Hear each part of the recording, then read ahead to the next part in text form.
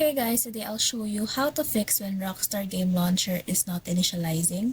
So first open your Steam and then here just click on add a game and then add a non-Steam game.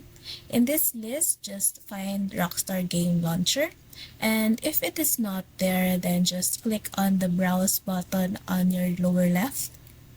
So you need to go to the file location where your launcher exec file is. So just go and click launcher and then find launcher exec file and then just add the selected program. After that, just click on your library and then you'll see the launcher there. So just go ahead and play through your Steam. So you'll see that your Rockstar is going to launch even without using the launcher itself. Now, next thing you can do if that doesn't work is actually go to your services. Just go ahead and type it in your Windows search. Now, once you're there, just go ahead and find Program Compatibility Assistance Service.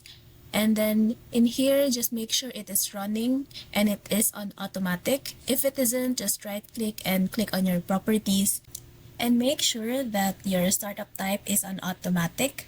And then click on start and then click on apply and okay. Once you're done, just go ahead and restart your Steam or your game launcher and then launch the game again.